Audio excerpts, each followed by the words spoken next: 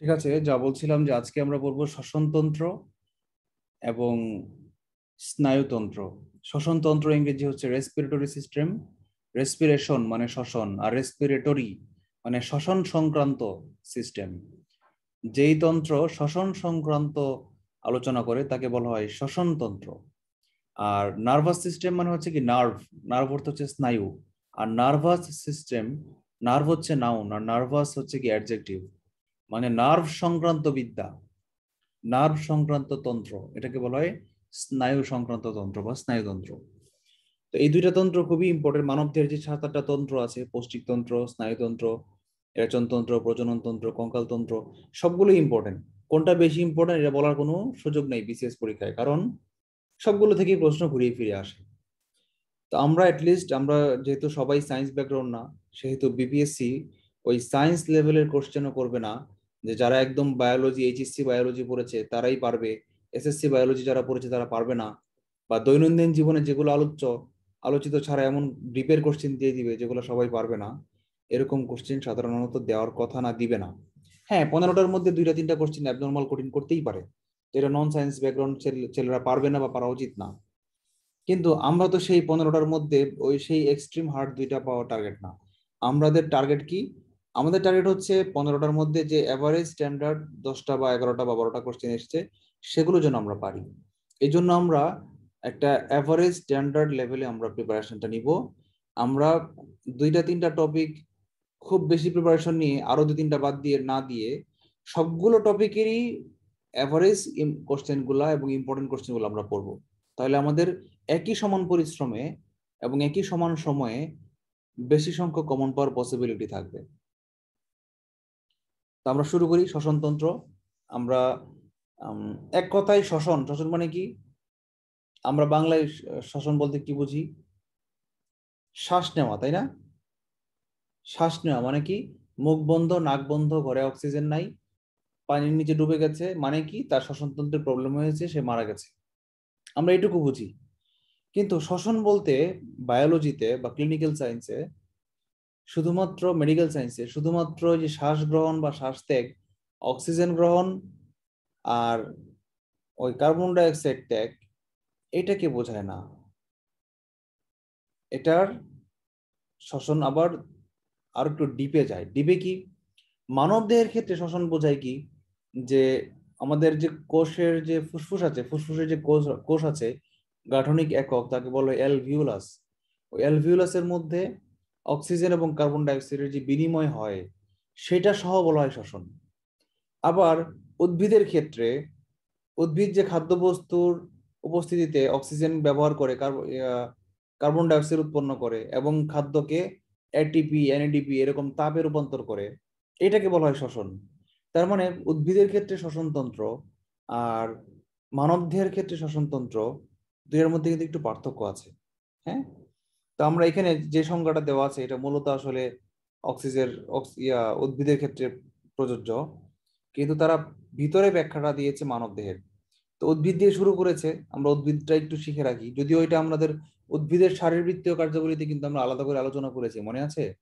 সালোক সংশ্লেষণ এবং শ্বসন দুইটা আলোচনা করেছিলাম, মনে করে দেখেন। তো এই সংজ্ঞাটা আমরা শিখবো না, ঠিক আছে? এই সংজ্ঞাটা, যে সংজ্ঞাটা দেওয়া আছে, এটা আমরা মুখস্থ করব না, শুধু এক লাইনে শিখে রাখবো যে উদ্ভিদের ক্ষেত্রে কার্বন ডাই অক্সাইড উৎপন্ন হয় শ্বসনে, এবং এই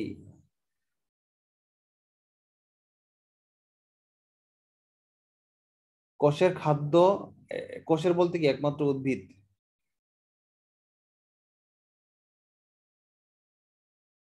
উদ্ভিদের ক্ষেত্রে শক্তি ও তাপ উৎপাদিত হয় এবং উপজাত হিসেবে কার্বন ডাই অক্সাইড উৎপন্ন হয়। এটা হচ্ছে উদ্ভিদের ক্ষেত্রে শ্বসনতন্ত্র। উদ্ভিদের শ্বসন আবার দুই প্রকার, কি কি? সবাত শ্বসন, অবাত শ্বসন। এটা কিন্তু মানবদের ক্ষেত্রে প্রযোজ্য না, প্রাণীর ক্ষেত্রে না, একমাত্র উদ্ভিদের ক্ষেত্রে। আচ্ছা, আর সবাত শ্বসনে গ্লুকোজ হতে শক্তি এবং 6 অণু পানি পাওয়া যায়।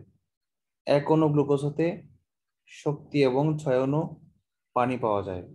শ্বসনের বিক্রিয়াটা লিখেছিলাম এবং সালোক সংশ্লেষণের বিক্রিয়াটা লিখেছিলাম, মনে আছে কিনা? ওই বিক্রিয়াটা আপনারা রিভাইজ করবেন, ওই চ্যাপ্টারে চলে যান, মানে এইগুলো আমরা স্কিপ করে যাই, স্কিপ করে আপনার উদ্ভিদের শ্বসন এবং সালোক সংশ্লেষণে চলে যান, তাহলে সব মনে পড়বে। আমরা মানব দেহ থেকে শুরু করি, মানব শ্বসনতন্ত্র থেকে। কি বলা হয়েছে, মানব দেহে কোথায় শ্বসন ঘটে? মাইটোকন্ড্রিয়ায়। This is important topic today and আসার মতো। আচ্ছা, বলেন তো মানব দেহের কোষের শক্তিঘর কোনটাকে বলা হয়?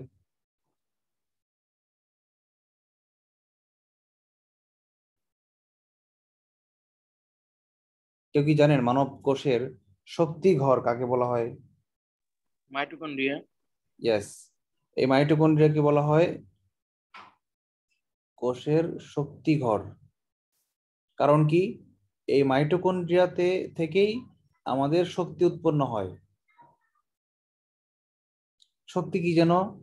এনএডিপি, এটিপি ইত্যাদি হচ্ছে কি আমাদের উৎপন্ন শক্তি। এটিপি কি? Chemical, adenosine triphosphate. NADP nicotinamide adenine diphosphate.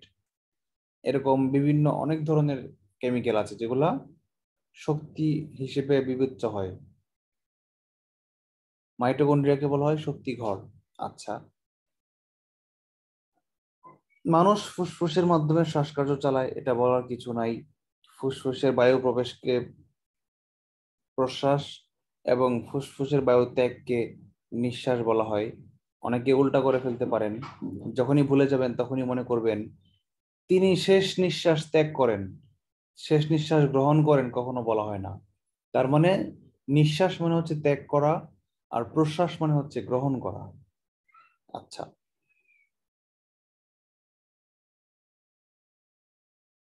মানুষ প্রশ্বাসে অক্সিজেন গ্রহণ করে, একই কথা আবার রিপিট করেছে। আচ্ছা, বায়ুমণ্ডলে কার্বন ডাই অক্সাইডের সর্বোচ্চ পরিমাণ 25% হলে কোনো প্রাণী বাঁচতে পারে না। একদিকে মানুষ নিঃশ্বাসের জন্য অ্যাভেলেবল অক্সিজেন পায় না, এটা হচ্ছে এক সমস্যা। আরেক সমস্যা হচ্ছে global warming. Carbon die oxide কোষে বেড়ে যাওয়া মানে কি? গ্লোবাল ওয়ার্মিং হচ্ছে, তাই না? আচ্ছা, এবার আমরা একটু শিখি যে মানব দেহের মানব শ্বসনতন্ত্রের কি কি অঙ্গাণু আছে।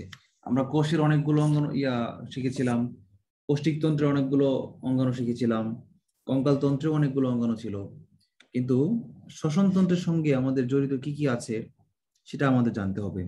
মানুষের শ্বাস নেওয়া শুরু হয় নাক থেকে, একদম ডাইরেক্ট নাক থেকে শুরু হয়। নাকের যে নাসারন্ধ্র, মানে রন্ধ্র মানে গহ্বর, নাসারন্ধ্র বলা হয়, নাসা গহ্বরও বলা হয়, ন্যাসাল ক্যাভিটি ইংলিশে বলা হয়। এই নাকের এই অংশটা নাসা গহ্বর থেকে আমাদের শুরু হয় শ্বাস প্রশ্বাস গ্রহণ করা। প্রশ্বাস গ্রহণ করা শুরু হয় নাক থেকে। তারপর এই গলবিল, মানে গলার অংশটা, এই গলার অংশটুকু, ট্রাকিয়া, এই যে আমাদের গরু যখন আমরা জবাই করি বা খাসি, তখন একটা এই লম্বা একটা নালী পাই না, কচকচে হাড্ডি কচকচ করে লম্বা একটা নালী, তরুণাস্থি দিয়ে তৈরি লম্বা একটা নালী থাকে পাইপের মতো, এরকম এরকম সাদা দেখা যায়, এরকম ভাগ ভাগ থাকে। কেউ কি দেখেছেন? হ্যাঁ ভাই। এটা কি বলা হয়? ট্রাকিয়া। ঠিক আছে। ষড়যন্ত্র, ষড়যন্ত্র কোনটা? গোল আছে না একটা, অ্যাডামস অ্যাপল। ভিডিওটা দেখেন, ভিডিওতে গতকালকে দেখাইছিলাম, আজকে আবার দেখাচ্ছি, যে আমার গলায় দেখেন এখানে একটা উচ্চ অংশ আছে না, অ্যাডামস অ্যাপল বলা হয় ইংলিশে, অ্যাডামস অ্যাপল। হযরত আদম আলাইহিস সালামকে আল্লাহ নিষেধ করে গেছিল সব ফল খায়ও, কিন্তু ওই গাছের ফল খায়ও না। শয়তান বলে, মানে তার শয়তান তাকে বারবার বলে, খাস না কেন, খায় দেখ, আল্লাহ তো এখানে নাই, খায় দেখ, লুকায় খায় ফেল। সে বলে কি আছে এটার মধ্যে, দেখতে হবে, কেন আল্লাহ এটা না করলো? আমি আছি স্বর্গে, বেহেশতে, পৃথিবীতে পৃথিবীতে আসার আগের কথা বলছি, যে সব আমি অনুমোদিত, তাহলে কেন এটা আমি খেতে পারবো না? আমার দেখতেই হবে এটার মধ্যে কি আছে। সে যখন খেতে দেয়, মুখে নিতে যায়, তখন বিবি হাওয়া বলে, এই তুমি কি করো, আল্লাহ তো আমাদেরকে শাস্তি দিবে, তুমি না বলছিলা আল্লাহ না করে গেছে এটা খাইতে। তখন তার হুঁশ ফিরে, তাই তো আমি কি করতেছি বলে উনি গলায় ধরে। গলায় যখন ধরেছে তখন জোরে যে ধাক্কা দিয়েছে, তখন তার গলা এরকম উঁচু হয়ে গেছিল। এবং এরপর থেকেই এটাকে বলা হয় অ্যাডামস অ্যাপল, আদমের আপেল। এখন এটা আসলে কোরআন হাদিসে আছে নাকি মিথ মানে গল্প, আমি ঠিক জানি ভাই না। এটা হ্যাঁ, পুরাই মানে একটা গল্প কিন্তু ভাই। হতে পারে বানানো গল্প হতে পারে, আমি যেটা শুনেছি এটা বললাম আর কি। এটা এটা কিন্তু একটা বাইবেলে বানানো থাকতে গল্প পারে। ভাই। আমিও মানে আমার এটা যখন প্রথম শুনছি কি ইয়ে কি বললো উজ্জ্বল, কি মানে বললো?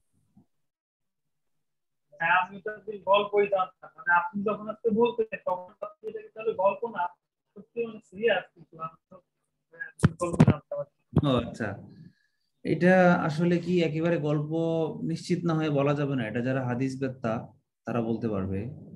আহ ভাই ঘটনার মধ্যে আছে যে ভাই আপনার ওই ফল খাওয়া নিয়ে আছে ভাই, ঠিক আছে, কিন্তু ঘটনাটা একবারে যে এরকম তা না, যে এই যে ও গলায় আচ্ছা, আটকে গেল, ফল খাওয়া নিষেধ ছিল, ঠিক আছে, কিন্তু থেকে গেল, এরকম টাইপের বলে না, উনি বাট হাত দিছে বলে ঘটনাটা তো ঠিক। হয়ে গেছে এরকম হয়তো না, ঠিক আছে, কথা এগ্রি আমি। বাট মানে ঘটনার তথ্য ঠিক আছে, যে ফল ফল নিয়ে আর কি একটা, এটা ঠিক। আচ্ছা আচ্ছা। বাঙালি মানুষ বুঝেন না ভাই, এখন একটু হ্যাঁ যদি হ্যাঁ। না টান এগুলা এগুলা না টান বানাইলে বাঙালি মানুষের আসলে পরিচয় পাওয়া যায় না। কিছু যদি বা না বানাইতে পারি আমরা, হয় নাকি? আচ্ছা আচ্ছা, সমস্যা নাই। ষড়যন্ত্রের নামটা ষড়যন্ত্র কেন বলা হয়েছে? গলবিল কেন বলা হয়েছে? গলবিল, গলবিল মানে গলা, গলার যে বিল, মানে গলা থেকে যে নামে খাবার গুলা, এই গলার অংশটা, গহ্বরটা, এটাকে গলবিল বলা হয়েছে। ষড়যন্ত্র কেন বলা হয়েছে? কারণ আমাদের গলার যে স্বর মানে কণ্ঠ, আমরা যে বলছি, এটা এই ষড়যন্ত্র মানে অ্যাডামসেবল থেকে তৈরি হয়। ট্রাকিয়া, এর কোনো নাম নাই। ট্রাকিয়া হচ্ছে কি, যে আমাদের লম্বা, যেটা বললাম লম্বা, গরুর কাটলেই দেখা যায় লম্বা একটা মানুষের মতো, মানুষের প্রায় একই রকম। আর ব্রঙ্কাস বলে না, ব্রঙ্কাইটিস হয়েছে, ফুসফুসে ব্রঙ্কাইটিস হয়েছে। এই যে ট্রাকিয়াটা ভাগ হয়ে গেল, ভাগ হয়ে যে ছোট ছোট নালীগুলো চলে গেল, এই ভাগ হওয়া লম্বা বড় বাতাসের ইয়েগুলাকে, নালীগুলাকে বলা হয় ব্রঙ্কাস। আর ফুসফুস হচ্ছে কি, পুরা যেটা একদম, যেটা একদম বায়ুথলি যেটাকে বলে, আমাদের বায়ুর যেটা বাতাস পাম্প করে যেটা, সেটাকে বলা হয় ফুসফুস। মানবদের রক্ত পাম্প করে হৃৎপিণ্ড, আর বায়ু পাম্প করে ফুসফুস। একটা জিনিস খুব বেশি ইম্পর্টেন্ট, এটা এখানে লেখে নাই, হয়তো লিখে লেখার কথা, সামনে হয়তো আছে, দেখলে আমরা জানতে পারবো। ফুসফুসের সবচেয়ে বেশি ইম্পর্টেন্ট যেটা, যে ফুসফুসের খাদ্য বায়ু কুঠুরির নাম কি? ফুসফুসের যে ইউনিট, একক, কার্যকরী একক, যেমন, অ্যালভিওলাই। হ্যাঁ অ্যালভিওলাই। সিঙ্গুলার নাম্বার হচ্ছে কোনটা, সিঙ্গুলার কোনটা প্লুরাল? অ্যালভিওলাই, অ্যালভিওলাস কোনটা? অ্যালভিওলাস হচ্ছে সিঙ্গুলার নাম্বার। খাতায় লেখেন, স্টার হ্যাঁ দিয়ে লেখেন, ট্রিপল স্টার দিয়ে হ্যাঁ লেখেন। ভাই, ওইটাই মনে হয় সিঙ্গুলার। হ্যাঁ, ফোকাস অর্থ কেন্দ্র, আর ফোকি অর্থ হচ্ছে কি, কেন্দ্রসমূহ।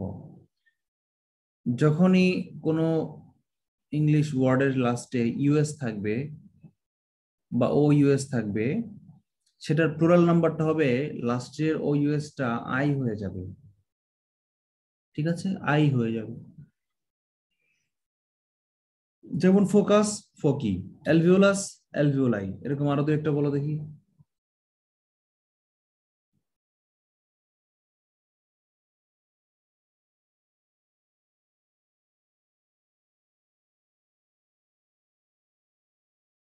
মনে পড়লে বলবো না। দেখতে হবে ভাই, বইয়ের মধ্যে আছে অনেক কথা। অনেকগুলো আছে।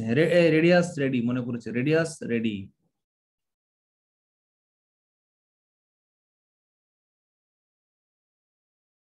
ফুসফুসের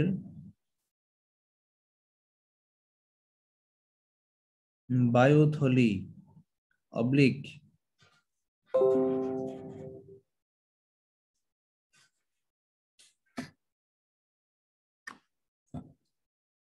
ফুসফুসের বায়ুথলি অবলিক গাঠনিক অবলিক কার্যকরী একক নাম কি?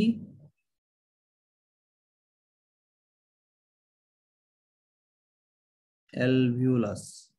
এটা না অনেক সময় স্বরে অজফলা দিয়ে লেখে, এল এভাবেও লেখে, অ্যালভিউলাস, এক বচন বহু বচন অ্যালভিউলাই। আচ্ছা, একই রকম রেচনতন্ত্রে বলেছিলাম, মনে আছে? কার্যকরী একক কি? বৃক্কের কার্যকরী একক নেফ্রন।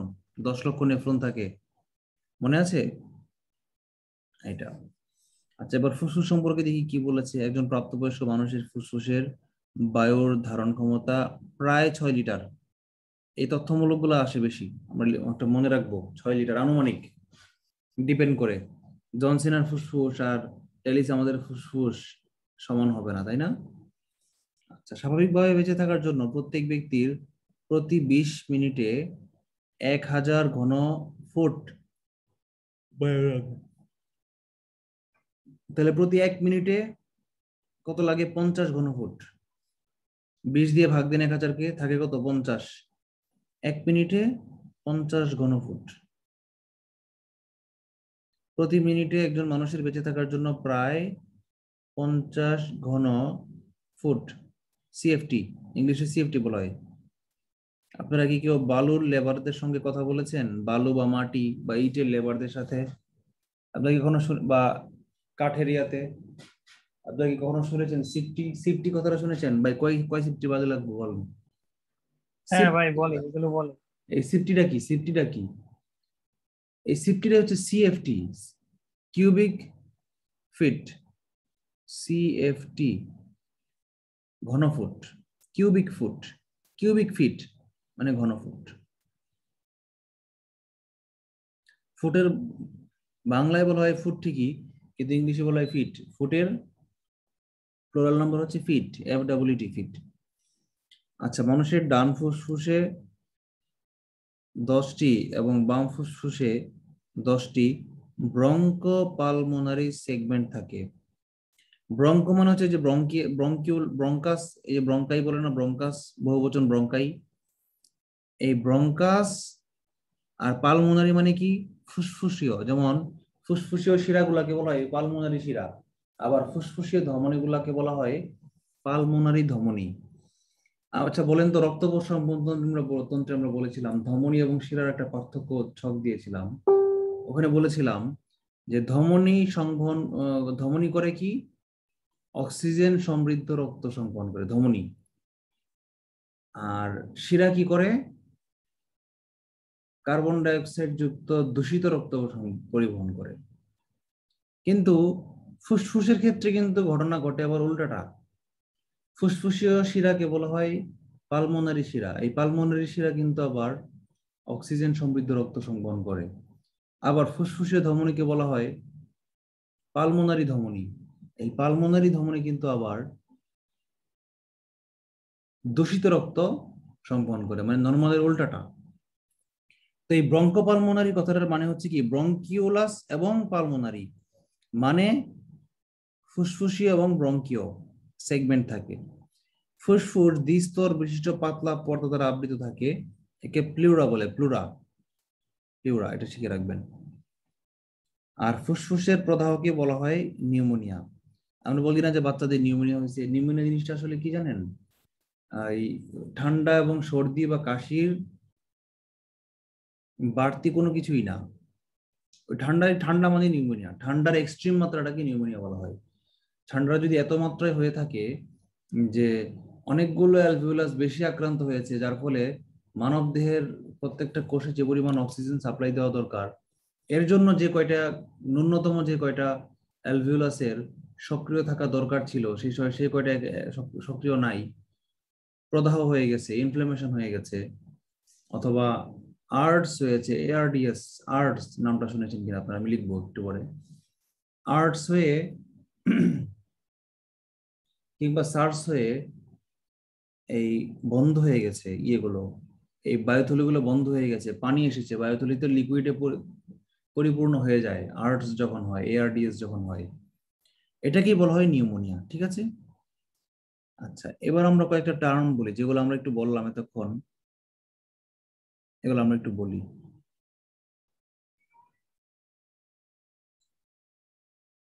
করোনা হলে কি হয় বলেন তো? করোনা কিসের নাম বলেন তো? করোনা কি রোগ না ভাইরাস?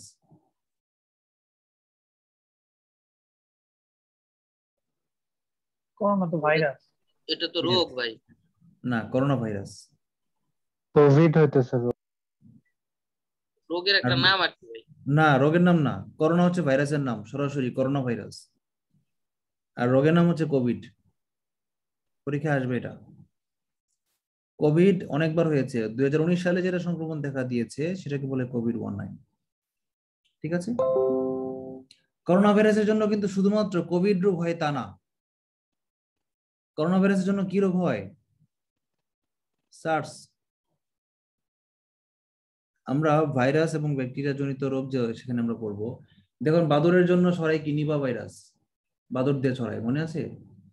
মনে নাই, পড়াই নাই, চ্যাপ্টার এখনো হয় নাই, হবে। তারপর ইঁদুর ছড়ায় কি? প্লেগ রোগ। এরকম প্রত্যেকটা বাহক আছে না? অ্যানোফিলিস মশকি ছড়ায় ম্যালেরিয়ার জীবাণু। ডেঙ্গু মশা ছড়ায়। আবার আরেক ডেঙ্গি ভাইরাসের হ্যাঁ ভাই, এরকম বাহক। অনেকগুলো আছে ভাই। তারপরে অনেকগুলো বাহক আছে, ওগুলো ইম্পর্টেন্ট। হ্যাঁ, এগুলো আসবে। আপাতত যেহেতু কুকুর আমরা কুকুর ফুসফুসে আছি। জলাতঙ্ক। হ্যাঁ, জ্বলন্ত কুকুর, বিড়াল, শিয়াল এরা করে। আচ্ছা, এগুলো আমরা আরেক চ্যাপ্টারে পড়বো, ভাইরাস ব্যাকটেরিয়া চ্যাপ্টারে পড়বো। আজকে যেটা বলার জন্য ফোন দিয়েছি সেটা হচ্ছে কি, যে ফুসফুস সংক্রান্ত যে রোগগুলো। তো এখন আমরা এখানে ওই যে নিউমোনিয়ারা বলেছে, নিউমোনিয়া তো পুরাতন রোগ, কিন্তু এখন তো নিউমোনিয়ার চেয়ে অনেক অনেক বেশি ইম্পর্টেন্ট কে? করোনা ভাইরাস এবং কোভিড-19। করোনা ভাইরাসের জন্য সার্স রোগ হয়, এটা আমরা অনেক আগে পড়েছি, অনেক আগে পড়েছি এটা। আমি যখন 35তম বিসিএস দিই তখনই ছিল করোনার জন্য কি হয়, সার্স রোগ হয়, সার্স করোনা। আমি এটা মনে রাখতাম কিভাবে জানেন? সার্স রোগ যে করোনা ভাইরাসের জন্য হয় সেটা মনে রাখতাম কিভাবে জানেন? এত চোর, ওকে সার্চ করো না। সার্চ মানে সার্চ, খুঁজে দেখো। আর করোনা সার্চ, চোরকে সার্চ করো না। এভাবে মনে রাখতাম, সার্চ করে দেখো না, পেয়ে যাবে। যেখানেই দেখিবে ছাই সেখানেই উড়াইয়া দেখিবে তাই, পাইলেও পাইতে পারো করোনা ভাইরাস। Search corona. আচ্ছা, সার্চের ইয়ের ভার্সন জানা দরকার। Severe, acute.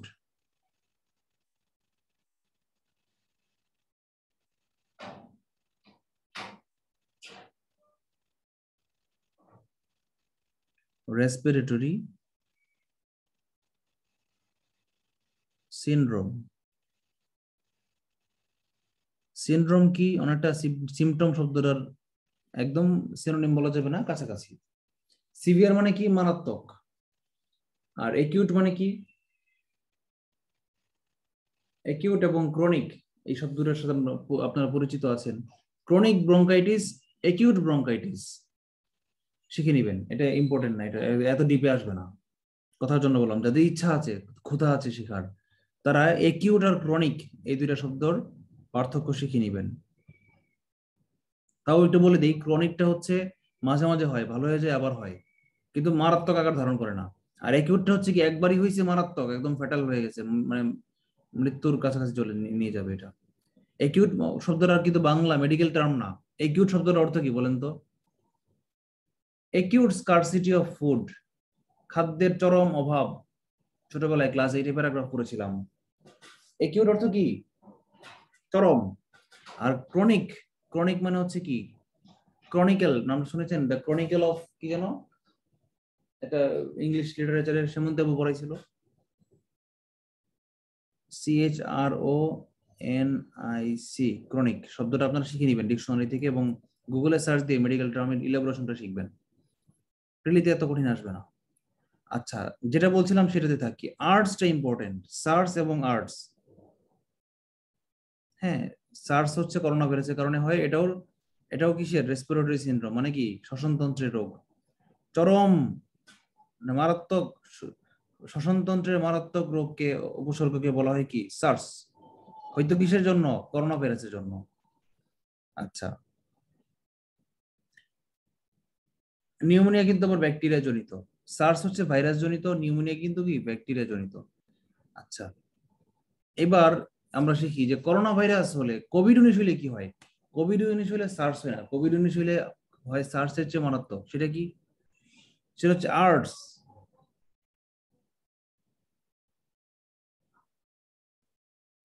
নিচে পরীক্ষা যদি আসে, নিচের করোনা ভাইরাস আক্রান্ত হলে কোনটি হয়? এক, সার্স। করোনা ভাইরাস আক্রান্ত হলে না, কোভিড-19 আক্রান্ত হলে কোনটি ঘটে? 1 SARS, 2 arts, 3 influenza, 4 meningitis. Answer কোনটা হবে? আর্টস। আর্টসটা হচ্ছে কি? কোভিড-19। কোভিড-19 এর মৃত্যুর লক্ষণ হচ্ছে আর্টস হয়ে যাওয়া। আর্টসটা কি? ওই সার্স এর মধ্যে এ যা ছিল এখানেও ওই সার্সের এ, সার্সের আর, সার্সের এস তিনটা একই জিনিস, শুধু ডিটা নতুন আসছে। কেউ কি বলতে পারেন ডিতে কি হয়? একটা ধারণা বলেন দেখি, কি মাথায় আসে এ দিয়ে ডি দিয়ে কি হইতে পারে?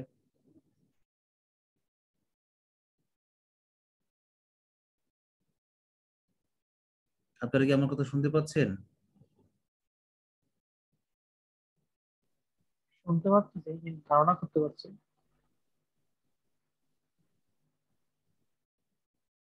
Acute respiratory distress distress syndrome. Distress শুনছিলাম মানে কি? স্যার, ভুলে হতাশা। গেছি। হ্যাঁ, ডিস্ট্রেস মানে হতাশা, কিন্তু এখানে ডিস্ট্রেস মানে হতাশা বোঝাবে না। এখানে হতাশা বলতে বোঝাবে ব্যর্থতা, ফেলিউর আর কি। রেসপিরেটরি ফেলিউর সিনড্রোমটাকে বলা হয় যে ডিস্ট্রেস সিনড্রোম।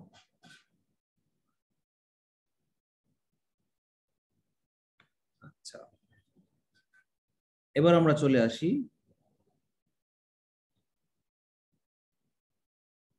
এমসিকিউ গুলাতে। মানবদেহে শক্তি উৎপাদনের প্রধান উৎস কি? শ্বসন। শক্তি উৎপাদনের উৎস খাদ্য গ্রহণও একটা ইম্পর্টেন্ট। খাদ্য গ্রহণ হচ্ছে সেকেন্ডারি উৎস। একদম টু দা পয়েন্ট যদি বলা হয়, শক্তি উৎপাদন হয় কোন প্রক্রিয়ায়? শ্বসন প্রক্রিয়ায়। আর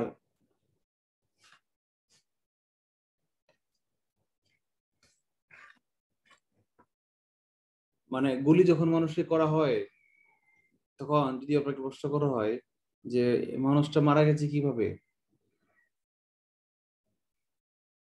ধরেন কলিমুদ্দির উপর রাগান্বিত হয়ে আঙ্গুল দিয়ে বন্দুকের ট্রিগারে গুলি করেছে, চাপ দিয়েছে, গুলি বের হয়ে কলিমুদ্দিকে হত্যা করেছে। এখন যদি আপনাকে প্রশ্ন করা হয় কলিমুদ্দি কিভাবে মারা গেছে, 4টা অপশন আছে। যদি বলা হয় বন্দুকের গুলিতে, সঠিক। যদি বলা হয় বন্দুক দিয়ে, কলিমুদ্দিকে হত্যা করা হয়েছে বন্দুক দিয়ে, সঠিক। যদি বলা হয় কলিমুদ্দিকে হত্যা করেছে সলিমুদ্দি, সঠিক।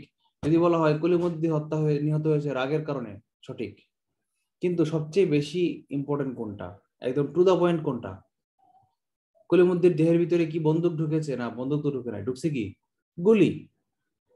ঠিক একই রকম মানব দেহে খাদ্য উৎপাদনের ফলে শক্তি উৎপাদন হয় ঠিকই, খাদ্য গ্রহণের ফলে, কিন্তু খাদ্য তো ডাইরেক্ট শক্তি উৎপাদন হয় না, খাদ্য তো ডাইরেক্ট শক্তি না।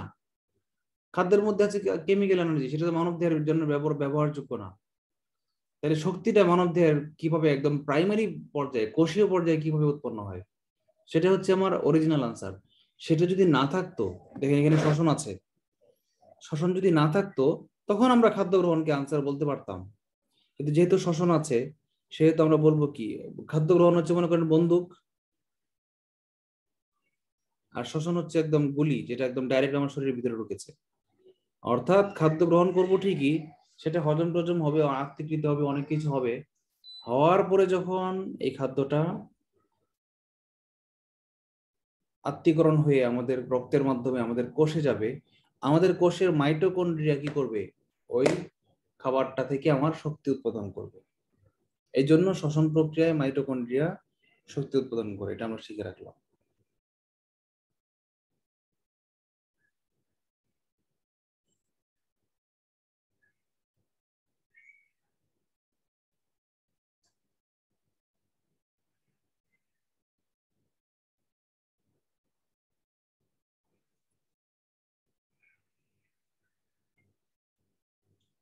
এটা তো রিপিটেশন হয়েছে, আমরা একটু আগে পড়লাম 10টা 10টা করে সেগমেন্ট থাকে, কিন্তু এই কথাটা 2বার কেন দিল? খ এবং গতে রিপিটেশন, কোশ্চেন বাতিল, একই কোশ্চেন।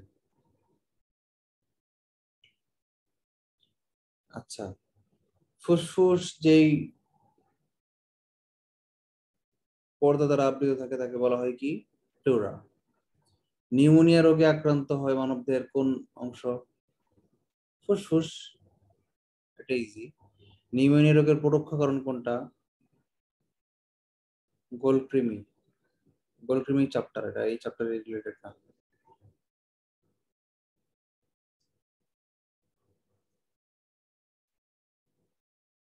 নাক দিয়ে রক্তক্ষরণকে কি বলে? শিখে রাখবেন এমসিকিউ, এপিস্ট্যাক্সিস। এটাও আপনাদের জন্য বেশি কঠিন, এটা শেখা দরকার নেই, কারণ এটা কোথায় আসে দেখেন, ওই সিনিয়র নার্ভ স্টার্স যারা নার্সিং এ ডিপ্লোমা করেছে তারা এটা শিখেছে, এটা আমাদের না শিখলেও চলবে।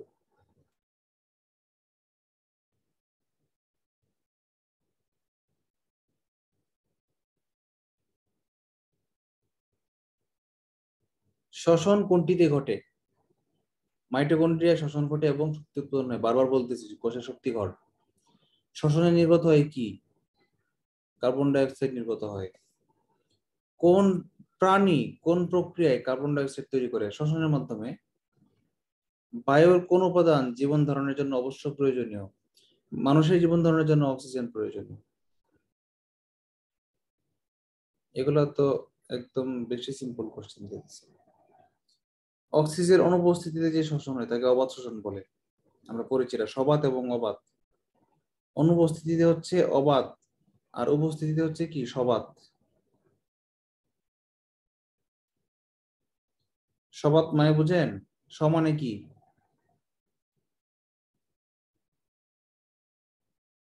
সহ ইয়েস, অক্সিজেন গতকালকে সহ। বললাম। হ্যাঁ, সস্ত্রীক, তিনি সস্ত্রীক ঢাকায় এলেন, মানে কি? স্ত্রী সহ। স মানে হচ্ছে সহ, আর বাত মানে কি?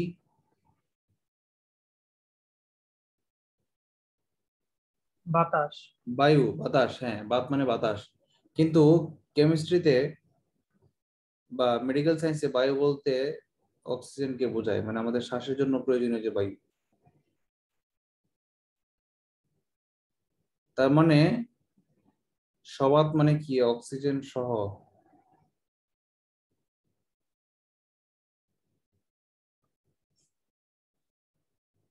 আচ্ছা, একটু আগে আমরা একটু আগেই দেখলাম যে সবাত শ্বসনে 1 অণু গ্লুকোজ থেকে 6 অণু পানি পাওয়া যায়। এটা বাদ, এটা লাগবে না। ও আচ্ছা, ল্যারিংস কোন অংশ? একটু আগে আমরা পড়েছি অবশ্য, ল্যারিংস, ট্রাকিয়া, এগুলো আমরা ব্রঙ্কিউল, এগুলো আমরা পড়েছি যদিও, কিন্তু ইংলিশে এসেছে তো, আমাদের বিসিএস আসলে ইংলিশে আসবে না, বাংলাতে আসবে। আমরা তো জানি 6টা নাম, 6টা নাম আবার একটু মুখস্থ করে ফেলেন। Larynx, trachea, pharynx, bronchus, lungs. নাসাগোপর তো বোঝাই যায়। গলবিল হচ্ছে ফ্যারিংস, ষড়যন্ত্র হচ্ছে ল্যারিংস, ট্রাকিয়া তো ট্রাকিয়াই, কচকচ 4টি ট্রাকিয়া, আর ব্রঙ্কাস এবং লাংস, এগুলো হচ্ছে আমাদের শ্বসন অঙ্গ। এবং অ্যালভিউলাস, অ্যালভিউলাস সবচেয়ে বেশি ইম্পর্টেন্ট, কিন্তু এখনো লেখে নাই, কেন লেখে নাই আমি জানি না। পরীক্ষা আসে না এই জন্য লেখে নাই নাকি আমার জানা নাই। যেদিন পরীক্ষা আসবে, বিসিএস পরীক্ষা একবার যখন আসবে, এর পরবর্তী 2-3 বছর অনেক পরীক্ষা এটা আসবে, আর তখন দেখবেন সব গাইডে অ্যালভিউলাস নিয়ে বিশাল কাহিনী দিবে। মানে আমাদের বইয়ের লেখকরা হচ্ছে কি বিগত বছরের প্রশ্ন নির্ভর, তো কোনটা সত্যিকার অর্থে গুরুত্বপূর্ণ এটা বোঝার চিন্তা তারা করে না। নিজের কোনটি শাসনতন্ত্রের অন্তর্ভুক্ত নয়? স্প্যারিংস অন্তর্ভুক্ত, অন্তর্ভুক্ত। ট্রাকিয়া একটু আগে বললাম। ম্যাক্সিলা না, ব্রঙ্কিয়াস, ব্রঙ্কাস, হ্যাঁ অন্তর্ভুক্ত। ম্যাক্সিলাটা কি বলেন তো? ম্যাক্সিলা এবং ম্যান্ডিবল,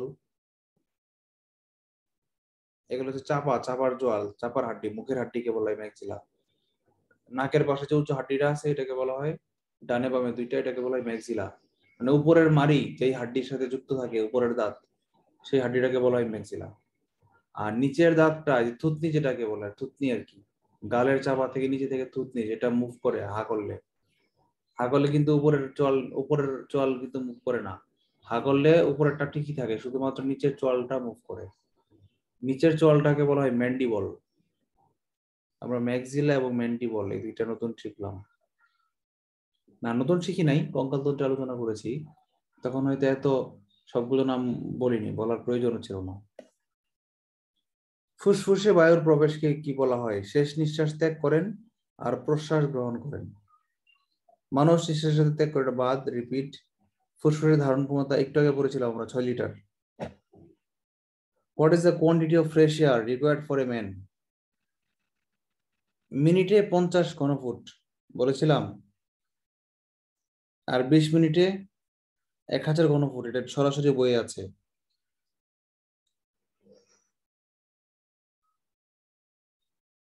দুইটাই সঠিক। মানে 1 মিনিটে 50 ঘনফুট 50 সেফটি, এটাও সঠিক। আবার 20 মিনিটে 1000 সেফটি, এটাও সঠিক। আচ্ছা, এবার আমরা একটু পড়ি স্নায়ুতন্ত্র, nervous system. NERV, nerve. Nerve থেকে নার্ভাস। বলেন তো মানব দেহের কোন জায়গায় নার্ভ নাই?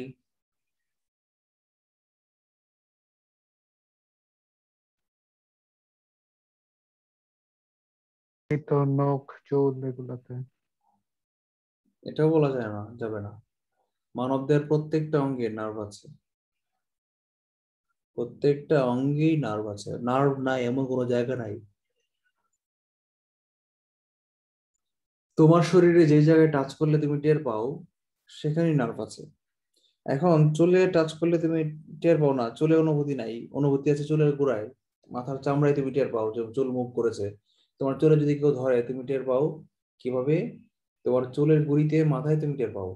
কিন্তু তার মানে কি চুলের নার্ভ একেবারেই নাই, বা নখে নার্ভ একেবারেই নাই? হ্যাঁ, আছে নার্ভ, কিন্তু ইনএক্টিভ, এই জন্য তুমি টের পাও না, কিন্তু নার্ভ আছে। আচ্ছা, স্নায়ুতন্ত্রের প্রধান অংশ কে? মস্তিষ্ক। একজন প্রাপ্তবয়স্ক মানুষের গড় ওজন মস্তিষ্কের হচ্ছে 1.36 কেজি, এটা ইম্পর্টেন্ট। রক্ত ঈষৎ ক্ষারীয়, রক্তের পিএইচ কারো কি মনে আছে? 7.4। 7.35 থেকে 7.45। হ্যাঁ, 3.5 থেকে 4.5, এটা হচ্ছে রেঞ্জ। আর যদি একটা মান আসে তাহলে সেটা হবে কি 7.4, দুই ভাবে আসতে পারে। আচ্ছা, মস্তিষ্কের মা আবরণীর নাম মেনিনজেস, এটা বানানটা ভুল লেগেছে, মেনিনজেস হবে।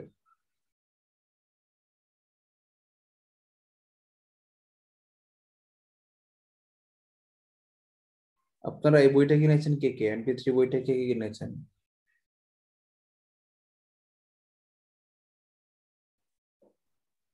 আমি কিনছি ভাই। আচ্ছা, কিনে ফেলবেন। আমি যখন পড়াবো নিয়ে নিয়ে দাগিয়ে দাগিয়ে পড়বেন। আর এই যেই পৃষ্ঠার পাশে যে লাইনগুলো লিখবো সেগুলো একটা সাদা কাগজে লিখে স্টেপলার দিয়ে ওই পৃষ্ঠার সাথে অ্যাড করে রাখবেন, অনেক কাজে লাগবে, মনে রাখবেন পরীক্ষার স্টিকি হ্যাঁ সময়। ভাই, আমি পেপারে এটাই তো করি, পাওয়া আমি যায় স্যার। পাশে লিখি আবার খাতায় লিখে রাখি। এই যে আমি লিখলাম লেখাগুলা, লিখছি না আমি, এই লেখাগুলো আপনাদের তো হ্যাঁ, হারিয়ে। এগুলা স্টিকি নোটপ্যাডে লিখে ওটা লাগাই দিই পেজের সাথে। ইয়েস, ইয়েস, স্টিকি নোট দিয়ে লিখে রাখবেন না, গাম করে আঠা আঠা লাগিয়ে রাখবেন।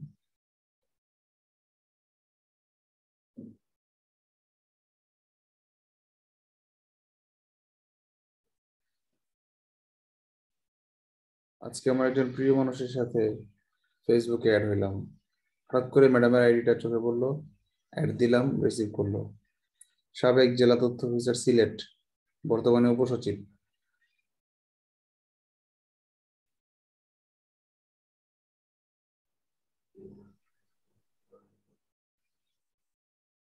ম্যাডাম অনেক ভাগ্যবান, উনি তথ্য অফিসার থাকা অবস্থায়, সিনিয়র তথ্য অফিসার কি ডিডি র্যাঙ্কের 6 গ্রেডের থাকা অবস্থায় ওনার সরাসরি অর্ডার হয়েছে উপসচিব হিসেবে, উনি উপসচিব হয়ে গেছেন। এরকম আসলে কম মানুষেরই হয়।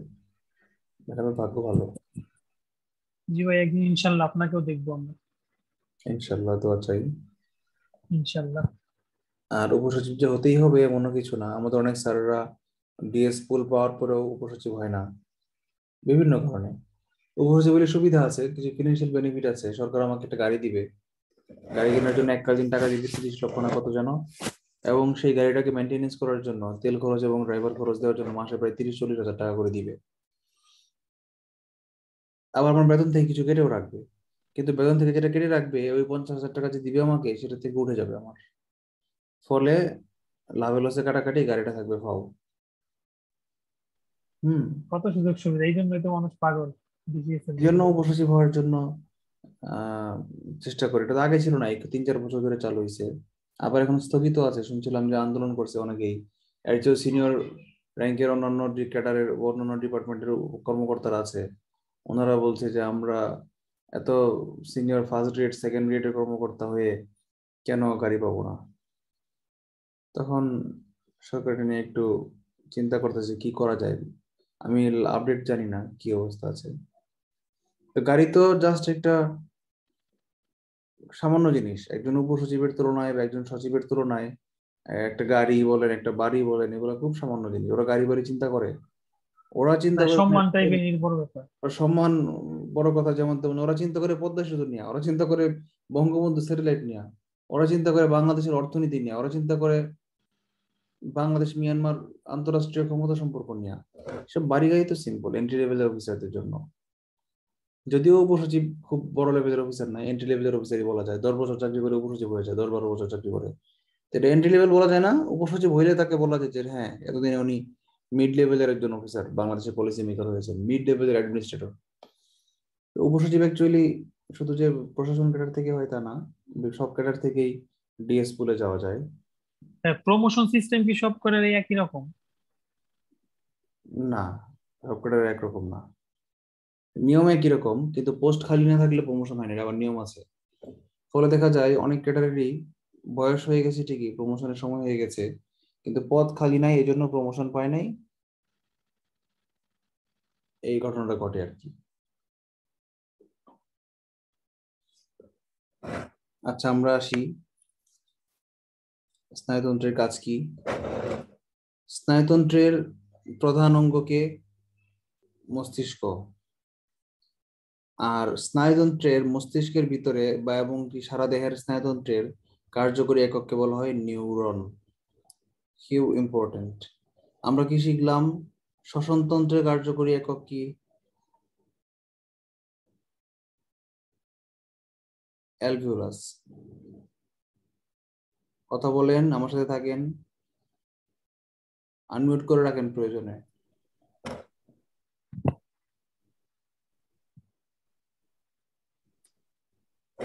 শ্বসনতন্ত্রের হচ্ছে কি? অ্যালভিওলাস। অ্যালভিওলাস। আবার স্নায়ুতন্ত্রের কি? যখন আমি প্রশ্ন করব তখন উত্তর দিয়ে, আমি সবসময় না। বলেন স্নায়ুতন্ত্রের কি? নিউরন। Neuron, right. বলেন রেচনতন্ত্রের কি?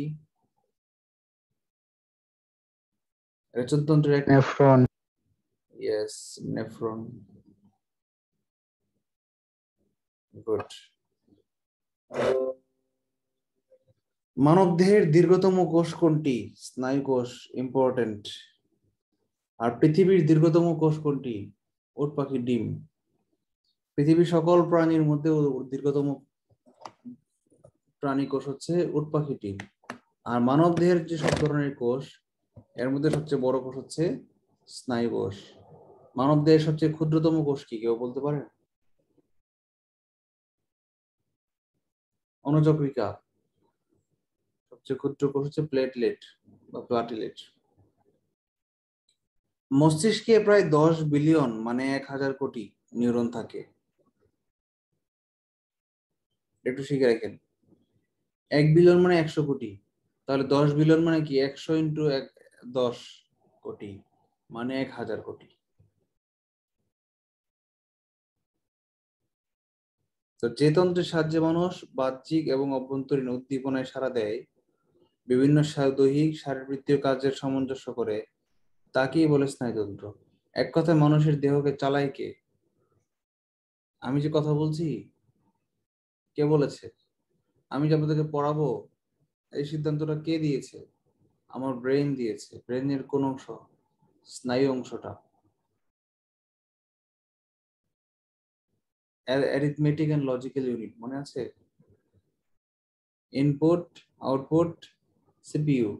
সিপিইউর মধ্যে আবার অনেকগুলো ইউনিট আছে, control unit, register, arithmetic and logical unit, এরকম অনেক কিছু আছে। তো মানুষের ব্রেনের অ্যারিথমেটিক এবং লজিক্যাল ইউনিটটাকে, এই অ্যারিথমেটিক্যাল কাজটা এবং লজিক্যাল কাজটা কে করে? মস্তিষ্ক। কে? প্রশ্নটা আরেকবার করেন তো। এই মানব দেহের অ্যারিথমেটিক লজিক ইউনিট, কম্পিউটারে যেমন সিপিইউ থাকে ALU, arithmetic and logical unit, চিন্তা ভাবনা করে, ক্যালকুলেশন করে বা সিদ্ধান্ত নেয়।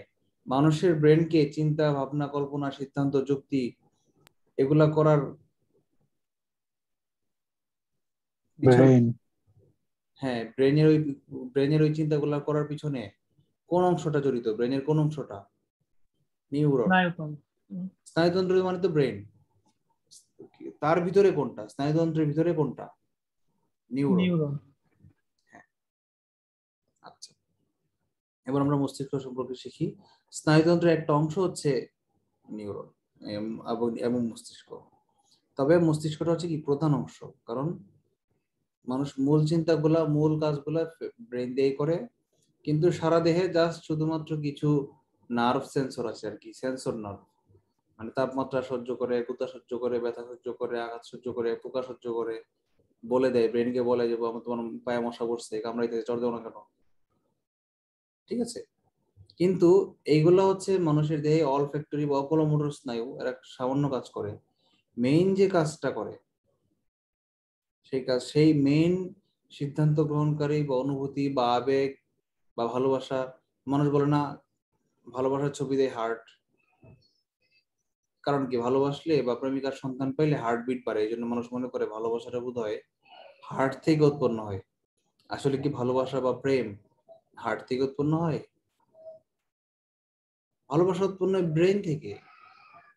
ব্রেন, একটা মানুষের ব্রেন, একটা ছেলের ব্রেন আর একটা কিউট সুন্দরী মেয়ের প্রেমে পড়েছে, আর কিন্তু ছেলেটার হার্ট কেন ধুক ধুক করছে?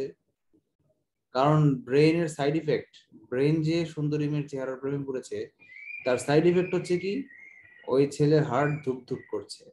ঠিক আছে, এই জন্য আমরা মনে করি ভালোবাসা বোধহয় হৃদয় থেকে আসে। নো, পৃথিবীর কোন অনুভূতি হৃদয় থেকে আসে না, পৃথিবীর সকল অনুভূতি আসে ব্রেন থেকে।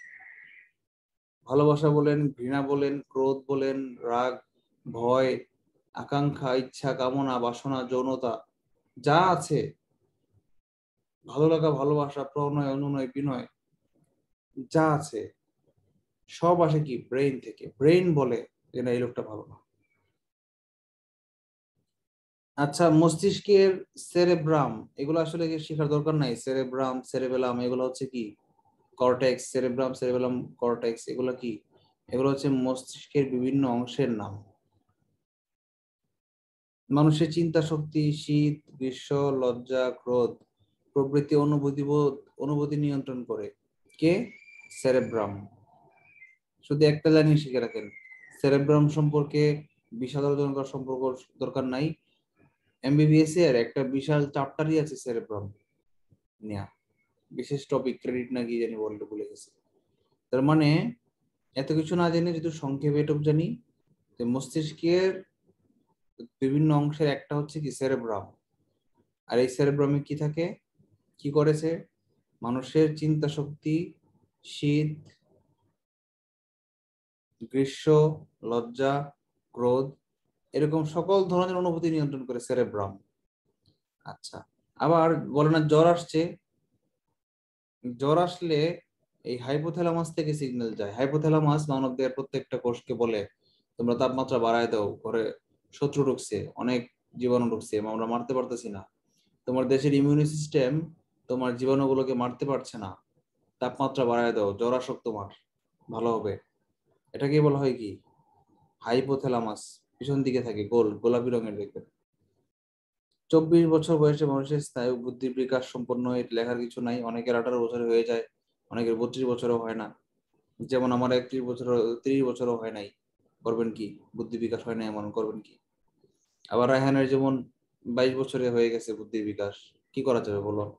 পাক না, আর্লি পাক না। স্নায়ু কোষের 1/4 ধ্বংস হয়ে গেলে মস্তিষ্কের ক্ষমতা ক্ষয় পেতে থাকে। তার মানে স্নায়ু কোষের 1/4 আমরা বুদ্ধি বিকাশহীন একজনের কাছে পড়তেছি। হ্যাঁ হ্যাঁ, অনেকটা এরকমই আর কি। কদম আলী, অশিক্ষিত একজন কদম আলী। ভাই এটা কি আপনার নিজের দেওয়া নাম নাকি হ্যাঁ, নিজে দেওয়া নাম। আকিকা দিছিলেন? আকিকা ছাড়াই অনলাইনে আগিয়ে দিছি, ফেসবুকে আগিয়ে দিছি, নতুন একটা আইডি খুলছি, এটুকুই দায়িত্ব। এটা হচ্ছে সোশ্যাল আকিয়া, অনলাইন আকিয়া, আকিকা। 24 বছর বয়সে বুদ্ধিবৃত্তিক বিকাশ সম্পন্ন হয়, এটা বললে আমরা কি করলাম না? স্নায়ু কোষের 1/4 ধ্বংস হয়ে গেলে মস্তিষ্কের ক্ষমতা হ্রাস পেয়ে থাকে। এটা একটু শিখে রাখতে পারে, আন্ডারলাইন করে রাখতে পারে, খুব বেশি ইম্পর্টেন্ট না এটা। ভাই জ্বর আসলে কি তাহলে শরীরের জন্য ভালো? একদিক থেকে ভালো, কিছু জার্ম তো নষ্ট হয়েই যায়, কিন্তু আপনার যে অরিজিনাল জার্মটা, তাকে কি কিল করতে পেরেছে কিনা সেটা না জানলে তো ভালো না। ধরেন আপনার কোভিড-19 ভাইরাস ঢুকছে ভিতরে, আপনার শ্বাসকষ্ট এখনো শুরু হয় নাই, কিন্তু জ্বর হবে, জ্বরের উপসর্গ ধরা ধরা দিছে সাপোজ আর কি। এখন কি জানি প্রশ্ন করলা উজ্জ্বল? প্রশ্ন করছিলাম জ্বর হলে কি শরীরের জন্য ভালো কি? হ্যাঁ, এখন তোমার ওই ভাইরাসের সাথে তোমার দেহে ইমিউন সিস্টেম ঝগড়া করে পারতেছে না, তখন কি হবে? তখন তোমার শরীরের এই প্রবলেম গুলো রয়ে যাবে, সেগুলোকে যখন তাপমাত্রা বাড়িয়ে দিবে, তখন তারা বাড়তি তাপ কি হেল্প করবে? ওই ওই জীবাণুগুলোকে মারতে সাহায্য করবে। এটা একদিক থেকে ভালো। শুধু জ্বর হলে শুধুমাত্র যে যেই রোগের জন্য জ্বর হয়েছে বা যেই ভাইরাসের জন্য বা যেই ব্যাকটেরিয়ার জন্য জ্বর হয়েছে সেটা মারা যায় না, আরো অনেক জীবাণুই মারা যায়, অনেক ক্ষতিকর জীবাণু যেগুলো বিগত 1 বছরে ছিল সেগুলা ধ্বংস হয়ে যায়। কিন্তু জ্বর হয়েছে মানে আমি উপকৃত হচ্ছি এটা ভাবা যাবে না। জ্বর হয়েছে মানে তো আমার রিস্ক হইতে পারে, হয়তো সরি আমি কয় মিনিট গিয়েছিলাম, ডিসকানেক্টেড ছিলাম। 1 মিনিটও হয়নি। মাত্র 12টার সময় ওয়াইফাই চলে গেছে, আজকে পেমেন্ট করলাম তারপর ওয়াইফাই চলে গেল। আগের দিনও এরকম হয়েছিল, পরে আমার ভিডিওটা কেটে গেছিল, রেকর্ডিং স্টপ হয়ে গেছিল, তখন 2 ধাপে আমার ভিডিওটা আপলোড করতে হয়েছিল। আজকেও একই ঘটনা ঘটলো, পেমেন্ট করার পরেও তারা লাইনটা কেটে দিছে, তো খুব খারাপ। কালকে দেবো ওটাকে আমি।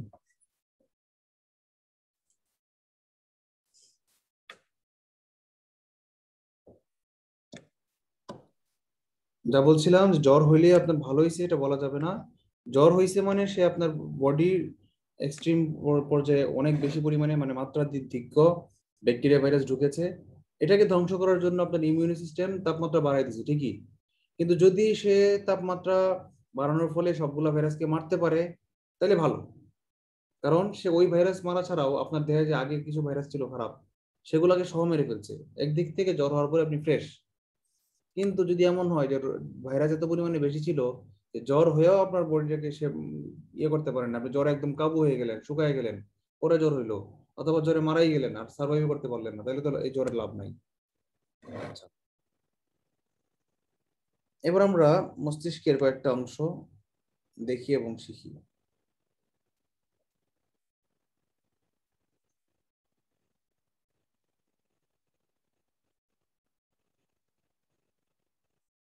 সুষুম্না কাণ্ড হচ্ছে কি? স্পাইনাল কর্ড, মানুষের ঘাড়ের মধ্যে বড় একটা রগ থাকে না, এটা কিন্তু রক্তের রগ না, নার্ভ যেটা দিয়ে বের হয় সেটাকে বলা হয় কি? সুষুম্না কাণ্ড, স্পাইনাল কর্ড বলা হয়। আমরা মানুষ কোন পর্বের প্রাণী বলেন তো? পর্ব আছে না প্রাণী জগতের? 9টা পর্ব আছে না? Porifera, protozoa, মেরুদণ্ডী।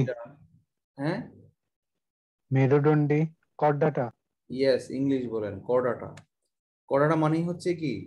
মেরুদণ্ড। এই কর্ড বা স্পাইন, এই দুইটা থেকে কিন্তু মানুষের এই নামটা আসছে। যাদের স্পাইন বা কর্ড আছে তাদেরকেই কর্ডেট বলা হয়। স্পাইন মানে হচ্ছে কি? কাটা, মানে মেরুদণ্ড, হাড্ডি। হাড্ডির ভিতর দিয়ে যে কর্ড যায়, কর্ড হচ্ছে তার, হাড্ডির ভিতর দিয়ে যে কর্ড যায় তাকে বলা হয় স্পাইনাল কর্ড। মস্তিষ্ক থেকে বের হয়ে মানুষের ঘাড়ের দুইটা যে মহাধমনী আছে সেই দুইটার পাশ দিয়ে গিয়ে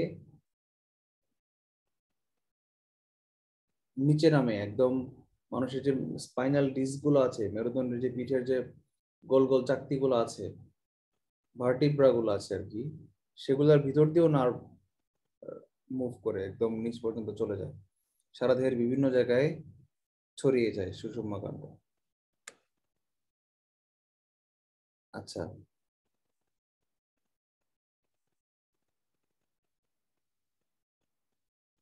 বলেছে নার্ভ কয় প্রকার? মানুষের নার্ভ দুই প্রকার, একটা হচ্ছে করোটিক স্নায়ু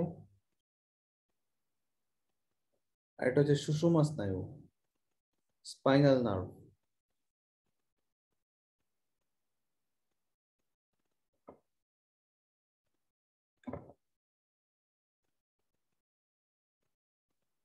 বারো জোড়া করোটিক স্নায়ুর নাম এবং কাজ আমরা শিখেছিলাম এসএসসিতে, যেমন অলফ্যাক্টরি স্নায়ু, ভেগাস স্নায়ু, অপটিক্যাল স্নায়ু, হ্যাঁ, অকুলোমোটর স্নায়ু, সেন্সর স্নায়ু, এরকম অনেক ধরনের স্নায়ুর নাম আমরা শুনেছিলাম, পড়েছিলাম, কাজও পড়েছিলাম। যেগুলা এগুলো একদম বেশি ডিপের হয়ে যায়, এগুলো এসএসসি লেভেলে নাই এবং দৈনন্দিন জীবনে কাজেও লাগবে না, স্নায়ুর সবগুলো প্রকারভেদ। এই জন্য আমরা এখন শিখছি না, স্কিপ করে যাচ্ছি। স্নায়ুতন্ত্রের কিছু কিছু রোগ আছে, যেমন স্ট্রোক আমরা সবাই জানি, এটা নিয়ে আমাদের কোনো সমস্যা নাই, কিন্তু ইম্পর্টেন্ট যে কয়েকটা রোগ, একটা হচ্ছে পার্কিনসন ডিজিজ, পার্কিনসন্স ডিজিজ। একজন বিজ্ঞানী ছিলেন পার্কিনসন নামে, তার এই রোগটা হয়েছিল, অনেকটা প্যারালাইসিসের কাছাকাছি আর কি। আচ্ছা, অটিজম কি? অটিজম আমরা জানি মানসিক বিকাশ ঘটে নাই, একদম এরা কিন্তু বুদ্ধি প্রতিবন্ধী না, এদের জাস্ট মানসিক বিকাশ একটু কম হয়েছে, যার ফলে এদেরকে অটিজম বলা হয়। ইনসomnia মানে ঘুম আসে না যার, নিদ্রাহীনতা, ডাফনিল খাও। আর জানি কি ঘুমের ওষুধ? আচ্ছা, যাই হোক। রেডিল। হ্যাঁ, এবার বলেন যে স্ট্রোক জিনিসটা কি? আমরা বলি না হার্টে স্ট্রোক করছে, এটা কি সঠিক না ভুল? ভুল। ভাই ব্রেন এটা নট কিন্তু ওঠে। ভাই আগে জানতাম ভাই, একদম সত্যি কথা যেটা, কিন্তু এটা কিন্তু ভুল। স্ট্রোক করলে যে মনে হয় যে হার্টে আছে, আসলে তো এটা না। ভাই হার্ট কি অ্যাটাক হয়? হার্ট অ্যাটাক নাকি? হ্যাঁ, হ্যাঁ, হ্যাঁ, হার্ট অ্যাটাক হয়। হার্ট অ্যাটাককে বলা হয় মেডিকেল টার্ম বলে ইসকেমিক অ্যাটাক। ইসকেমিক অ্যাটাক, প্রাথমিক হার্ট অ্যাটাককে বলা হয় ischemic heart attack, ischemic attack. কিন্তু ইসকেমিক, কেমিক বানানটা সিএইচ দিয়ে, এই জন্য অনেক ডাক্তার এটাকে ইসচেমিকও বলে, কিন্তু আমি ইসচেমিকের পক্ষপাতী না। সিএইচ এর উচ্চারণ চ এর মতো হয় না সব সময়, সিএইচ এর উচ্চারণ ক এর মতো হয়, মনার্ক, সিএইচ কিন্তু ক। কর্ডার না, কর্ডার না, ট্রাকিয়া বানান কিন্তু সিএইচ দিয়ে, উচ্চারণ কিন্তু ট্রাকিয়া, ট্রাচিয়া না। এরকম অনেক ওয়ার্ড আছে যেখানে সিএইচ এর উচ্চারণ ক, মোনার্ক, MONAR সিএইচ, মোনার্ক, মোনার্চ হয় নাই, মোনার্ক। আচ্ছা, এবার আমরা একটু শিখি স্ট্রোকটা। আমরা বললাম যে স্ট্রোকটা কি। স্ট্রোক হচ্ছে কি মস্তিষ্কের ধমনী যে ছিঁড়ে রক্তপাত হওয়া বা মস্তিষ্কের রক্ত ডিস্টার্ব হয়ে যাওয়া, এটাকে বলা হয় কি স্ট্রোক। স্ট্রোক হইলে অনেক কিছু ঘটতে পারে, রোগী প্যারালাইজড হইতে পারে, অজ্ঞান হয়ে যেতে পারে, মারাও যেতে পারে, অনেক কিছু হইতে পারে। মস্তিষ্কে রক্ত সঞ্চালন যদি 5 মিনিট বন্ধ থাকে তাহলে মানুষের মৃত্যু হয়, 5 মিনিটে। তো বলবেন ভাই 5 মিনিট কেন ভাই, আমার তো পানির নিচে আমি 1 মিনিটও রাখতে পারি না, 30 সেকেন্ড রাখতে পারি না, আমার 1 মিনিট ধরলেই তো আমি মরে যাব। কিন্তু না, তারপরে 5 সেকেন্ড আপনার ব্রেন কার্যকর থাকবে। আপনার হাবুডুবু খাবেন 1 সেকেন্ড পরে ধৈর্য ক্ষমতা পার হয়ে যাবে, কিন্তু আপনার প্রাণটা নির্গত হইতে, মানে আত্মাটা চলে যাইতে, এক্সাক্ট আপনি মারা যাইতে কমপক্ষে 3-4 মিনিট সময় লাগবে। এই জন্য অক্সিজেন পাওয়া বন্ধ হওয়া মানেই, নিঃশ্বাস বন্ধ করে দিলাম সাথে সাথে মানেই হচ্ছে আমার মস্তিষ্ক অক্সিজেন পাচ্ছে না, তা কিন্তু না। বিগত 4-5 মিনিট আগেও আপনি যেই অক্সিজেনটা নিয়েছিলেন সেখান থেকেও কিন্তু আপনার ব্রেন এখনো শক্তি পাচ্ছে। আচ্ছা, পার্কিনসন্স ডিজিজটা আমরা একটু শিখি। এটা হচ্ছে ওই যে বিজ্ঞানী স্টিফেন ফ্লেমিং, নাম শুনেছেন স্টিফেন ফ্লেমিং এর? এবং 21 শতকের যে শ্রেষ্ঠ পদার্থবিজ্ঞানী, A Brief History of Time, Stephen Hawkings. হকিংসের নাম শুনেছেন? হ্যাঁ, ওই দিনই হ্যাঁ তো ভাই। পড়লাম, তার আগেও শুনছি। হ্যাঁ, গত ক্লাসেই পড়াইলাম, ইয়ারটি পড়াইলাম, ওই যে হুম। আধুনিক জ্যোতির্বিজ্ঞানের ক্লাসে পড়াইলাম। আরেকজন বিজ্ঞানী আছে, আমি নাম বলেছি, 3 জন বিজ্ঞানী ছিলেন এরকম। যাই হোক, আর জি লেমেটর ছিল ওই যে ওইখানে। না ল্যামেটর ছিল ওইখানে, ল্যামেটর তো ইয়ে ছিলেন না, প্যারালাইজ ছিলেন না, প্যারালাইজড বিজ্ঞানী নাম খুঁজে মনে পড়তেছে না, খোঁজার চেষ্টা করছি। আচ্ছা, এই পার্কিনসন্স ডিজিজ আক্রান্ত কে ছিলেন? Stephen Hawkings.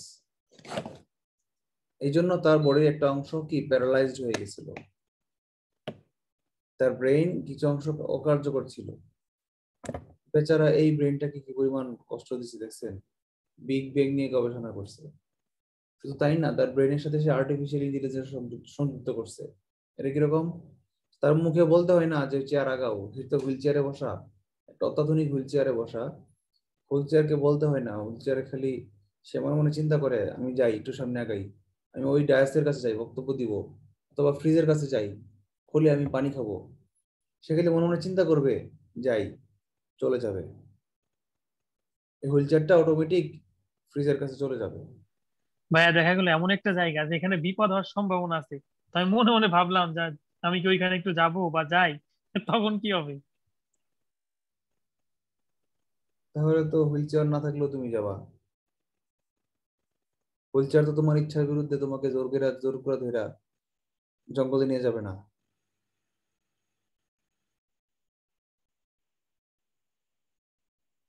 আর ভাই এই রোগটা কি ভাই জন্মগত নাকি মানে পরে হয় যে পার্কিনসন রোগ? এটা জন্মগত থাকে কিছু, আর ম্যাক্সিমাম পরে হয়। কেন্দ্রীয় স্নায়ুতন্ত্রের এক প্রকার দীর্ঘমেয়াদী অধঃপতন, এর ফলে রোগীর নড়াচড়া স্থত হয়ে যায়, সব জানি আমরা। এটাকে বলে ব্রাডি কাইনেসিয়া। কাইনেটিক মানে গতি, আর কাইনেসিয়া মানে গতি, স্থগিত গতি। ব্রাডি মানে স্থগিত গতি, স্লত গতি। পেশিগুলা টাইট হয়ে যায়, রিজিড হয়ে যায়, আর লড়বে না, অনড় হয়ে যায়, দুর্বল হয়ে যায়। বিশ্রামরত অবস্থায় হাত পা কাঁপতে থাকে।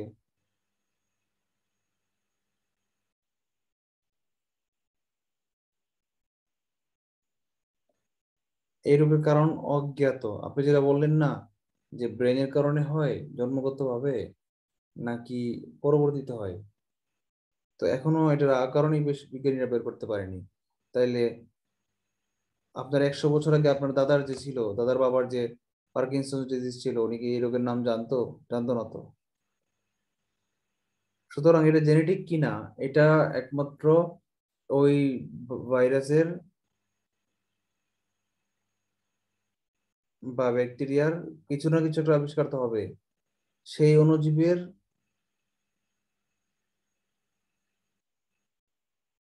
বিশ্লেষণ করলে, অণুজীবের যখন জেনেটিক কোড বিশ্লেষণ হয়ে যাবে, অণুজীবটাকে যখন আমরা ধরে ফেলতে পারবো, তখন সেটাকে বিশ্লেষণ করলেই আমরা জানতে পারবো যে এই রোগের কারণটাও কি। আচ্ছা, এই পার্কিনসন আমার যেটা মনে হয় ভাই, এটা মনে হয় বংশানুক্রমিক কিছুটা হয়তো থাকতে পারে। ওই আমরা ভাই আহ শুনি না ভাই, ওই বাবার রাগ বেশি এর জন্য ছেলেরও রাগ বেশি, বা না বাবার মাথা গরম হয়ে যায় এর লেগে ছেলেরও মাথা গরম হয়ে যায়। না না না, এরকম কিছু কথা ভাই শুনি ভাই। এখন শুনছি, ওইটার কারণে এরকম নাকি? তো শুনতেই পারো, অসুবিধা নেই। আচ্ছা, এখন আমরা দেখি যে ডোপামিন নিঃসারী স্নায়ু ব্যবস্থা, রঞ্জকের পরিমাণ কমে যায়, বর্ণহীন পদার্থ জমা হয় এবং ওই অংশের স্নায়ুসমূহ বিনষ্ট হয়ে যায়। আচ্ছা, ডোপামিন কি বলেন তো?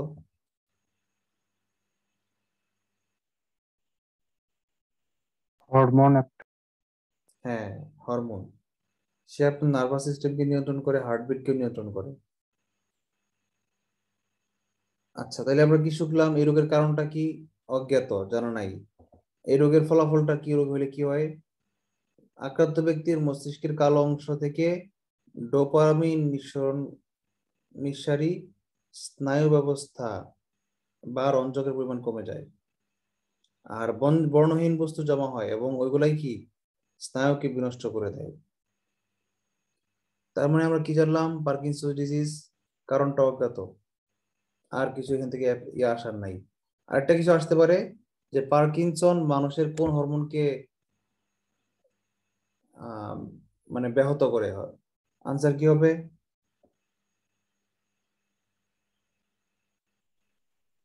ডোপামিন। হ্যাঁ, ডোপামিন। এত কনফিউশনে কি আছে?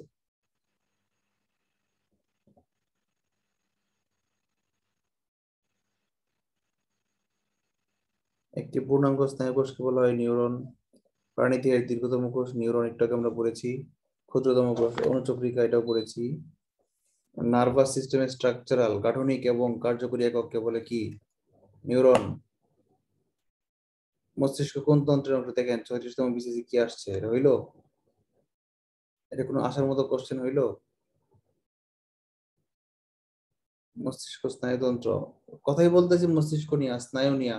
এখন যদি বলেন এটা কোন তন্ত্রের, তাহলে কি বলবো?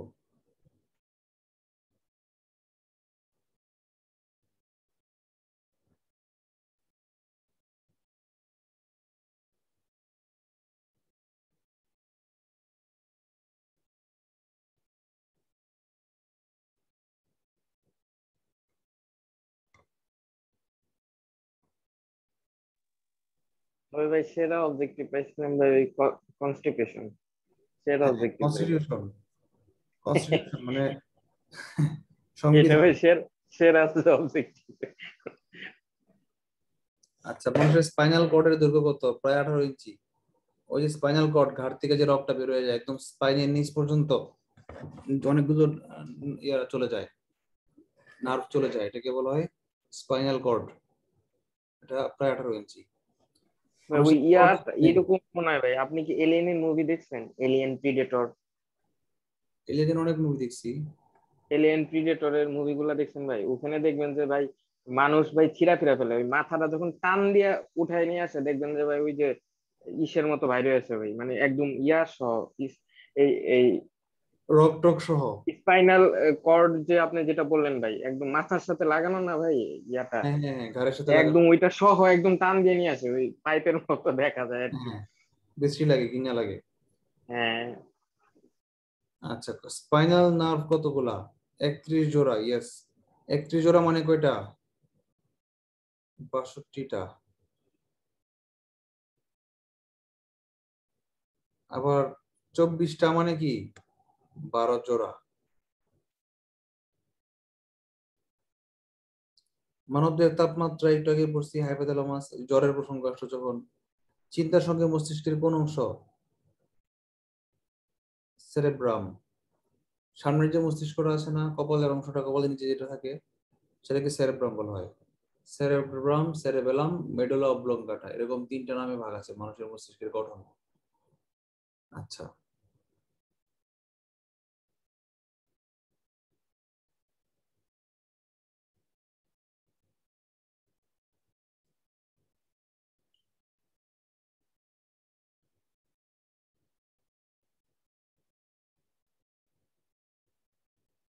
কোন স্নায়ু নেই বললে ভুল হবে। স্নায়ুগুলা ইনএক্টিভ আর কি, জেনেটিক মিউটেশনের মাধ্যমে স্নায়ু ইনএক্টিভ। আসলে স্নায়ু নেই আর স্নায়ু ইনএক্টিভের মধ্যে কোনো পার্থক্য নাই। আগে ছিল এখন নাই, এতে কি বোঝা যায়?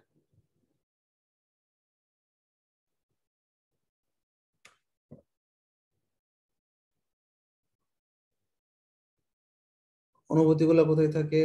সেরেব্রাল কর্টেক্সে, মানে সেরেব্রামের কর্টেক্স নামক জায়গায়। কোনটি মস্তিষ্কের সমগ্র কার্যক্রিয়া কেন্দ্রস্থল? সেরেব্রাম, এটাই বলতে চাচ্ছিলাম। সেরেব্রাম, সেরেবেলাম, মেডুলা অবলঙ্গাটা, এই 3টা হচ্ছে মেইন অংশ স্নায়ুতন্ত্র, মানে ইয়ার মস্তিষ্কের। ভাই আরেকটু কি জুম করা যায়? হ্যাঁ, করা যায়।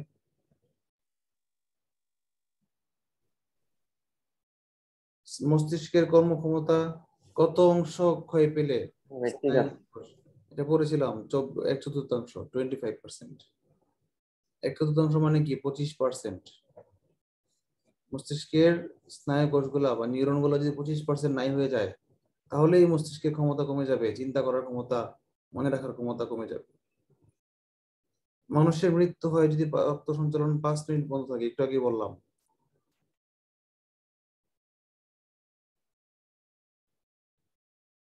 স্ট্রোক আকস্মিক অজ্ঞান বা মৃত্যু কারণ হতে পারে, এটা কি সঠিক কিনা?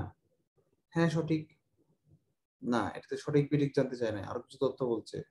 কি স্ট্রোক আকস্মিক অজ্ঞান বা মৃত্যুর কারণ হতে পারে, এটা কি?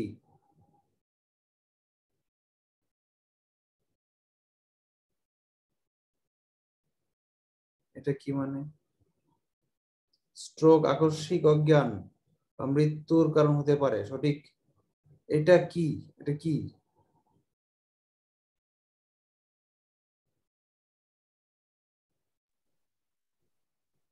হ্যাঁ ভাই, মানে বলছে স্ট্রোক জিনিসটা কি? স্ট্রোকটা আসলে কি ভাই? মানে মস্তিষ্কে আচ্ছা রক্তক্ষরণ হবে এবং রক্ত প্রবাহে বাধা হবে। আচ্ছা, বুঝতে পারছি। মানে স্ট্রোক জিনিসটা কি, তাহলে এই লাইনটা দেওয়া দরকার ছিল না, আমার অপশনের সাথে এটা সম্পর্কই নাই।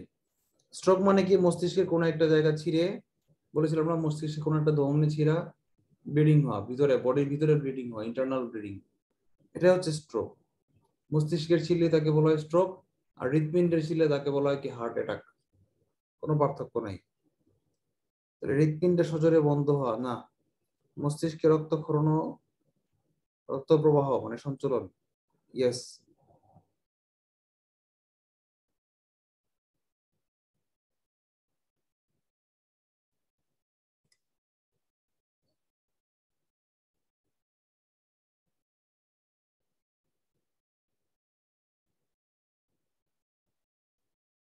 মস্তিষ্কের ধমনী আবার একই জিনিস, আবার ওই যে স্ট্রোক, মস্তিষ্কের রিপিট।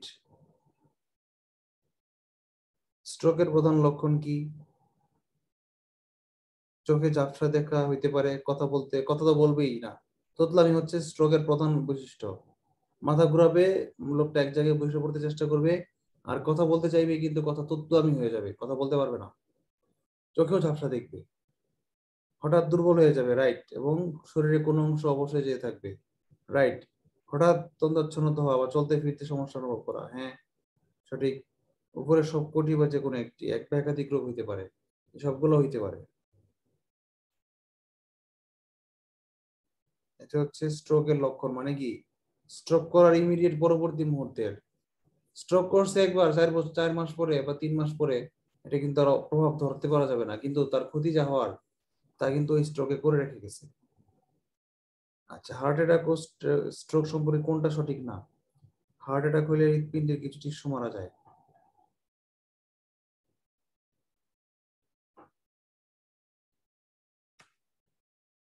হ্যাঁ, হার্ট অ্যাটাক হলে তাই হবে। মস্তিষ্কে রক্ত সঞ্চালন বাধাপ্রাপ্ত হলে স্ট্রোক হয়, হ্যাঁ এটাই তো হয়। স্ট্রোকের মূল কারণ হার্ট অ্যাটাক না, এতক্ষণ তো এটাই প্রচার করছে, হার্ট অ্যাটাক হচ্ছে হার্টের, আর স্ট্রোক হচ্ছে কিসের, ব্রেনের, দুইটার সাথে সম্পর্ক নাই। আচ্ছা, স্ট্রোকের ফলে মানুষ পক্ষাঘাতগ্রস্ত হতে পারে, সঠিক। একমাত্র গ নাম্বারই ভুল, তাহলে গই আনসার। মস্তিষ্কের ডোপামিন সংক্রান্ত, ওই যে বলছিলাম স্টিফেন হকিংস এর ডোপামিন নষ্ট হয়ে গেছিল, পার্কিনসন ডিজিজ, এটা আবার 38 মধ্যে আসছে, দেখছেন, ইম্পর্টেন্ট। আচ্ছা, স্নায়ু বিকাশজনিত সমস্যার একটা বিকৃত রূপকে কি বলা হয়? স্নায়ু বিকাশ মানসিক রোগ, স্নায়ু রোগ হইতে পারে, অপশনে রাখলাম থ্যালাসেমিয়া, আর রক্তের ব্রেন স্ট্রোক না, এটা বিকাশের সমস্যা না। অটিজম, ইয়েস, এটা সবচেয়ে বেশি গ্রহণযোগ্য। ইনসomnia কি নিদ্রাহীনতা? শেষ আজকে লেকচার এখানে পর্যন্ত। ভাই যে ম্যাথের পরীক্ষার বিষয় কি আজকে বলবেন? বলবো না, ম্যাথের চ্যাপ্টার কমাই দিব, লাস্টে 4-5টা চ্যাপ্টার। তুমি যেগুলো লেখছো সেগুলো তো আমি দেখলাম, তুমি তো সব লেখছো, মানে 2 মাসে কি পড়াইছি তা লেখছো, এত না তো। লাস্ট 1 মাসে বা 2-3 সপ্তাহে কি পড়াইছে এটা, লাস্টে 4-5টা চ্যাপ্টার শুধু। ও আচ্ছা, আমি ভাবছি যে ওই আপনার সমীকরণ, মানে ওই দুইটা আপনারা না দিছিলাম না, তো আমি ওইটা কপি করে নিয়ে আসতে, শুধু কপি করে লাস্ট যেটা করছি ওর সাথে অ্যাড করে দিই আর কি। ওটা আমাকে ইনবক্সে দিও তো, কোন কোন ক্লাসগুলো হয়েছে এটা আমাকে ইনবক্সে দিও। ওকে ভাই, আমি আজকে কপি করে দিয়ে দিব। আমি সাজায় ফেলবো, আগামী সোমবার পর্যন্ত আমি খুব বিজি থাকবো। মঙ্গলবারে আমি সাজায় ফেলবো, মানে কি কি ক্লাস হয়েছে কি কি বাকি আছে পুরো লেকচার প্ল্যান তোমরা হাতে পেয়ে যাবে। মঙ্গলবারে দিব এটা, আগামী মঙ্গলবার। ওকে, আর ক্লাস তো থেমে থাকবে না, ক্লাসের মাঝখানে চলতে থাকবে, ক্লাস চলুক। ওকে, ভালো থাকবে সবাই, আল্লাহ হাফেজ, শুভরাত্রি, আসসালামু আলাইকুম।